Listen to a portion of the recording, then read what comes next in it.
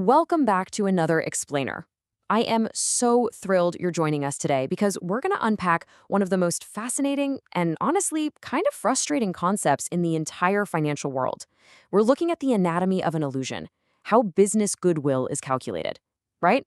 So let's just dive straight into this.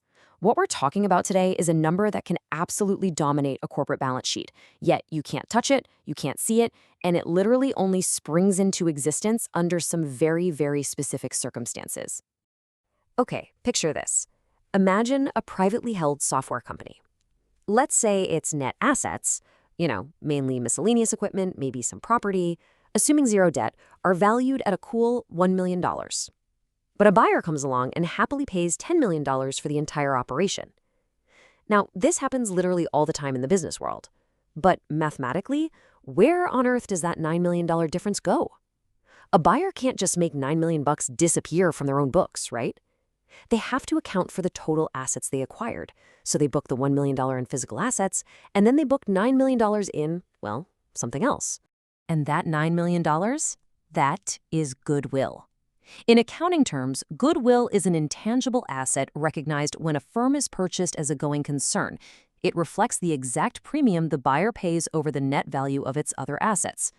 Now, notice the heavy emphasis on the word purchased here. Goodwill cannot be self-created. No way. A business can spend millions on advertising, right? Or quality assurance to boost its reputation. But those expenses, you can't capitalize them and add them to your goodwill. Goodwill is recognized only, and I mean only, through an acquisition. It basically represents a firm's intrinsic ability to acquire and retain customers. It's their intellectual capital, those vital supply chain relationships, basically the whole shebang of things that aren't specifically tied to a physical contract or a standalone brand name. To really get why we do this, we actually need to take a quick step back in time. Commercial goodwill basically grew up right alongside the capitalist economy itself. As far back as the 15th century in England, legal contracts started mentioning the purchase and conveyance of goodwill. They were essentially trying to distinguish between transferring a continuing, breathing business versus just, transferring a piece of property. But early on, these agreements were actually unenforceable under this old restraint of trade doctrine. People literally believed you couldn't claim property over a business activity. But that all changed in 1620 with a massive landmark legal case, Broad v. Joliffe, which established that restraints could be legal in exceptional cases. And that paved the way for goodwill to finally be recognized as something of real value. And then, jumping to 1810, John Scott, the first Earl of Eldon, brilliantly defined the whole concept. He said goodwill is simply the probability that the old customers will resort to the old place. I love that. It's just a beautifully simple way to describe why one living, breathing business is inherently worth way more than just the bricks and machines that make it up. Section 1. Calculating goodwill, the formula. Okay, so the structural logic here is actually super straightforward. It's like a 3-step recipe. First, to calculate goodwill, you got to identify every single asset and liability of the company you're acquiring. Second, you determine the fair market value of all those items. And third, you deduct that total net market value from the final purchase price paid by the acquirer. Whatever you have left over at the end, yep, that's your goodwill. Let's look at a really concrete example to make this stick. Imagine Company A is acquiring 100% of Company B. First, we need Company B's balance sheet at fair market value. Let's say their accounts receivable is valued at $10. Their inventory is valued at $5. Okay, so that's $15 in assets. But they also have accounts payable, which is a liability, of $6. So we take the $15 in assets, subtract the $6 liability, and we arrive at our total net assets of $9. Now, let's say Company A actually paid $20 to acquire Company B. We take that $20 purchase price, subtract the $9 in net assets we literally just calculated, and boom, we get $11.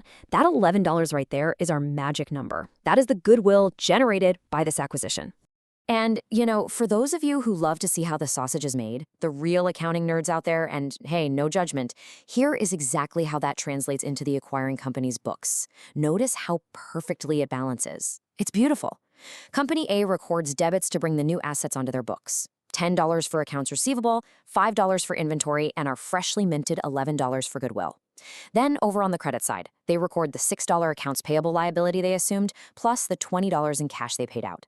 The debits equal 26, the credits equal 26. It is a perfect mathematical equilibrium that allows that $20 purchase price to finally make sense on a balance sheet. But hang on a second. Whose goodwill are we actually talking about here? This is crucial. Not all goodwill is created equal. There are two very distinct types. You have institutional or enterprise goodwill, which is the intangible value that stays with the business even if a specific owner packs up and leaves. It's totally transferable. On the flip side, you have professional or personal goodwill. That's the value attributable solely to the blood, sweat, tears, and reputation of a specific owner. The key difference here, and honestly what makes or breaks a ton of deals, is whether the goodwill can actually be transferred to a third-party buyer without making the seller sign an ironclad non-competition agreement. Section 2. The rules of impairment. So historically, companies used to just amortize goodwill. That basically meant they would systematically deduct its value year after year over a maximum period of 40 years. But the accounting world went through a massive shift. Since 2001, under U.S. GAAP standards, specifically FAS 142, goodwill is no longer amortized for public companies. International Financial Reporting Standards, or IFRS, followed suit and banned amortization starting in 2005.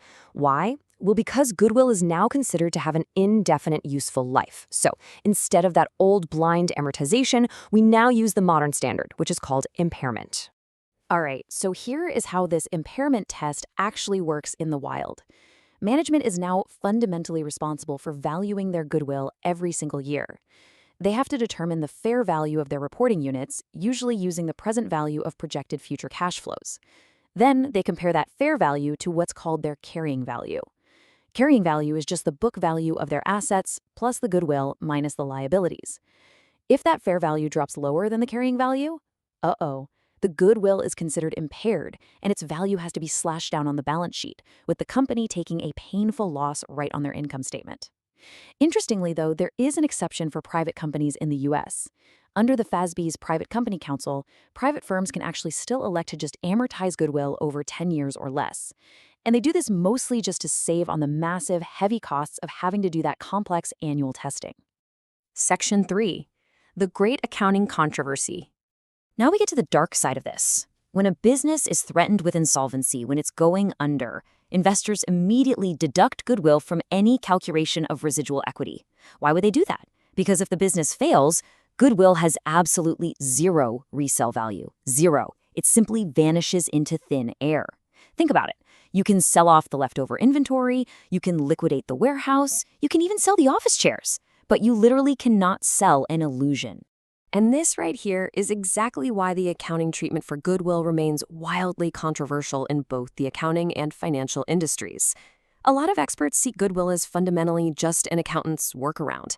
It only exists to compensate for the fact that purchase prices are negotiated based on highly subjective estimates of future cash flows, rather than the fair value of hard, tangible assets.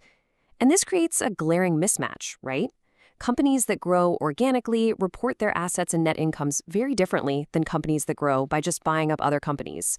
And because there's really no fundamentally correct way to deal with this mismatch, the rules are incredibly subjective. They change practically whenever the members of the Accounting Standards Board change. Plus, that annual impairment testing we talked about, it incurs huge costs for companies, while arguably offering very limited real value to everyday investors like you and me. Which brings us to our final, somewhat provocative thought for the day. We've seen the history, we've walked step by step through the math, and we've explored those strict testing rules. But if goodwill is ultimately just a subjective workaround, basically a plug number to make the balance sheet balance when a buyer overpays based on future hopes, do these massive intangible valuations truly belong on a balance sheet at all? Or are they just a sanctioned illusion masking the true financial health of a corporation? It is a deeply complex question, and it's one the entire financial world continues to wrestle with today. Thank you so much for joining me for this explainer, and as always, keep questioning the numbers.